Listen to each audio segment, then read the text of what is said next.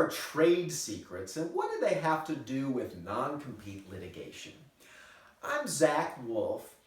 I'm a Texas trial lawyer, and if you've watched some of my videos on this channel, you know that they focus on non-competes. So why am I talking about trade secrets? The reason is pretty basic. When an employee leaves an employer and goes to work for a competitor, the first question is going to be whether there's an enforceable non-compete. But there is usually also going to be a question about whether the employee has taken trade secrets from the first employer. So that's the connection. Okay, but what is a trade secret? Let's use the common example of a customer list. A lot of times there's a question about whether a customer list that the employee has taken, is that a trade secret? Well, under both Texas law and federal law, there are three elements that have to be met to show that a customer list or any other kind of information is a trade secret. So let's go over those. Marker, please. Thank you. The first element of a trade secret is independent economic value. Information must have independent economic value to be a trade secret. So in the case of a customer list, it's not enough for the plaintiff to show that the information is confidential.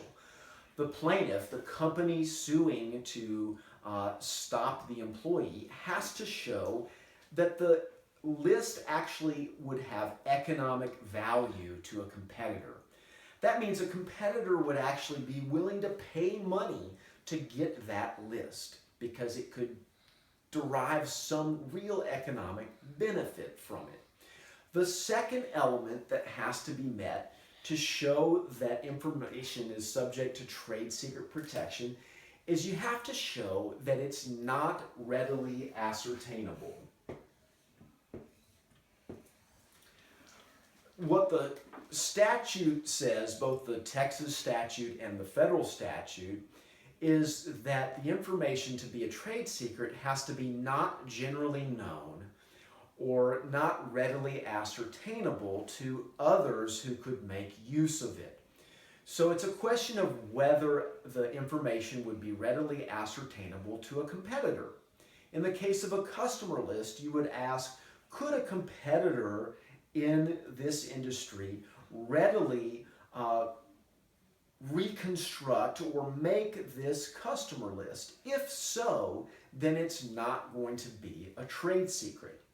The third element of trade secret protection is reasonable efforts.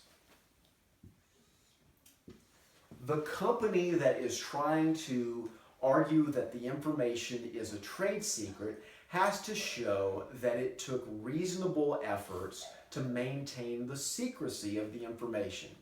So in the case of a customer list, the employer would want to show that it made reasonable efforts to keep it secret, like making it password protected, making it something that only certain employees had access to, things like that to show that reasonable efforts were made to keep it secret.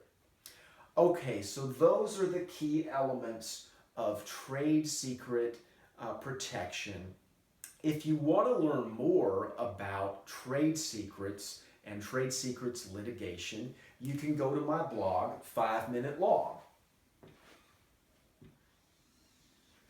If you go to 5minutelaw.com and sort by trade secrets litigation, you can find lots of information about what a trade secret is and how trade secrets litigation works.